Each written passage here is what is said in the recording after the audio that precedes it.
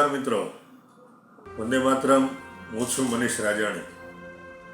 આજનો દિવસ એટલે આપણા દેશ માટે, આપણા માટે, દરેક નાગરિક માટે એક ઉત્સવનો દિવસ. આજે આપણે 26મી જાન્યુઆરી ઉજવી રહ્યા છીએ. એક રાષ્ટ્રીય પર્વ આપણે ઉજવી રહ્યા છીએ. આજના દિવસે આપણને બંધારણ મળ્યું, આપણને કાયદાકીય રીતે હકો અને ફરજો મળી, અને આપણને દેશના ઘડવૈયાઓએ પ્રજાસત્તાક દિન તરીકે આજના દિવસે આપણે એનો ઉત્સવ ઉજવી રહ્યા છીએ. તો આજે ઉત્સવની સાથે એક ચિંતન કરવાનો પણ દિવસ છે. શા માટે આઝાદીના એટલા વર્ષો પછી પણ શા માટે આપણે આર્થિક રીતે, સામાજિક રીતે કે દરેક બાબતે, ટેકનિકલ બાબતે આપણે હજી પાછળ છીએ? બીજા દેશો પાસે આપણે હાથ લાંબો કરવો પડે છે. વિચાર કરો, આઝાદીના એટલા વર્ષો પછી પણ આપણા દેશમાં એક મોબાઈલ નથી બનતો જે ભારતીય હોય, સ્વદેશી હોય. તો વિચાર કરવો રહ્યો કે મોબાઈલની શોધ તો કેટલા વર્ષોથી થઈ ગઈ, તો આપણા દેશમાં કેમ નથી બનતો? તો ક્યાં એવી ઉણપ રહી જાય છે, કઈ એવી કચાશ રહી જાય છે? તો આજે એ બધા જ ચિંતન કરવાનો દિવસ છે.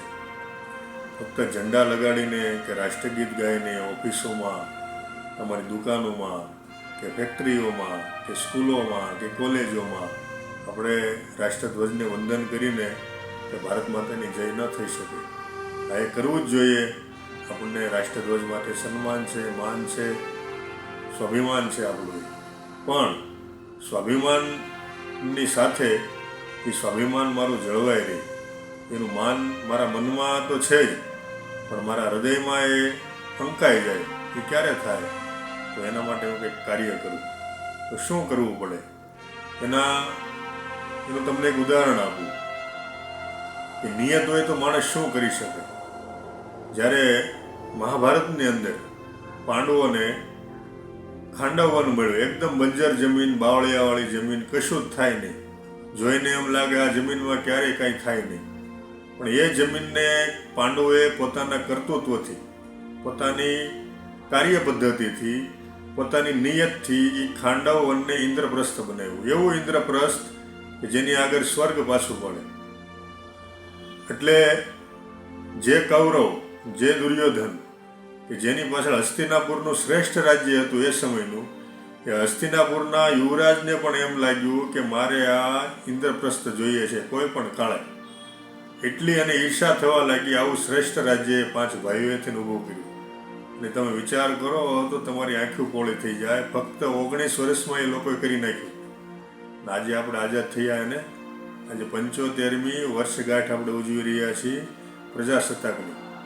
આઝાદ થયા એને તો આપણે 78 વર્ષ થઈ ગયા.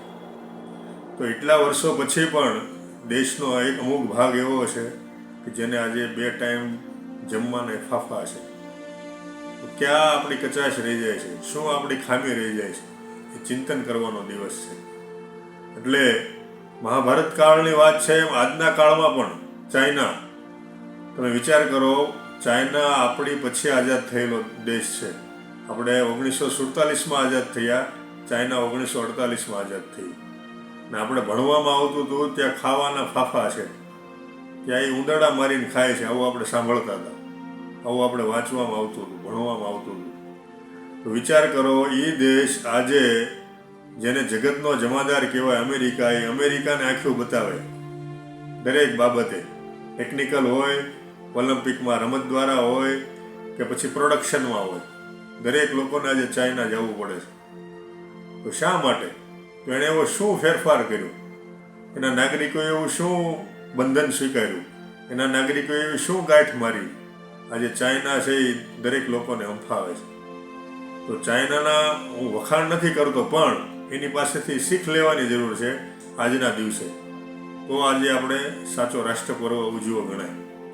તો આજના દિવસે જ્યારે આપણે 75મી વર્ષગાંઠ ઉજવી રહ્યા છીએ ગણતંત્ર દિવસની, ત્યારે એ દિવસે એક નાગરિક તરીકે મારી શું ફરજો હોય, મારી શું જવાબદારી આવે, હું શું કરી શકું મારા દેશ માટે, એ એક વિચાર કરવાનો દિવસ છે.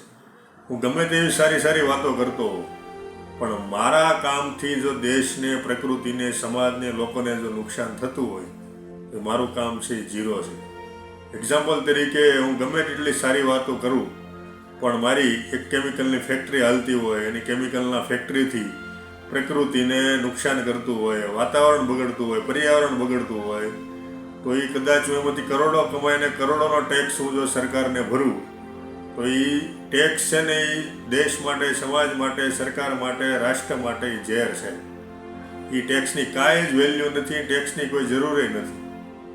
તો આવું જે કોન્ટ્રોવર્સી છે ને એ ભારત દેશમાં ચાલી રહી છે. જીવતા કંઈક અલગ હોય, કરતા કંઈક અલગ હોય અને બોલતા કંઈક ત્રીજું જ હોય. તો એ જે ભેદભાવ છે, એ જે બોલવામાં ફરક રહે છે, કરવામાં ફરક છે, કરની અને કથનીમાં ફરક છે, એ એક કરવું પડશે. તો આજે આપણે ખરો રાષ્ટ્રપર્વ ઉજવો એ ગણાય. વિશેષ કંઈ વાત ન કરતા ફક્ત એટલી એક ગાંઠ મારી આજના દિવસે, હું મારા દેશ માટે, મારા સમાજ માટે, મારા લોકો માટે, મારા રાષ્ટ્ર માટે હું એવું કાર્ય કરીશ કે જેનાથી મારા દેશને ગૌરવ થાય, મારો દેશ વિકસિત દેશ બને અને જે ટોચના દેશો છે એની ઉપર જઈને બેસે. અને આપણે નાનપણથી સાંભળતા આવ્યા છીએ કે સોને કી ચિડિયા ભારત દેશ હતો. સોને કી ચિડિયા એ જ્યારે બનાવ્યો હતો, જે ક્રાંતિવીરોએ, જે મહાપુરુષોએ, એ મહાપુરુષોને આજના દિવસે વંદન કરીએ. અને આપણને જે આઝાદી મળી છે ને એ હજારો નહીં પણ લાખો ક્રાંતિકારીઓના બલિદાન પછી મળી છે. એવા ક્રાંતિકારીઓ જે યુવાનોની ભારતને જરૂર હતી, જેના કર્તૃત્વની ભારતને જરૂર હતી, જેના કાર્ય પદ્ધતિની ભારતને જરૂર હતી, પણ એ લોકોએ દેશ માટે બલિદાન આપી દીધું.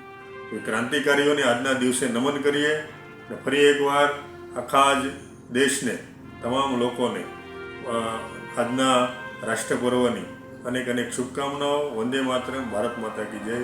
નમસ્કાર.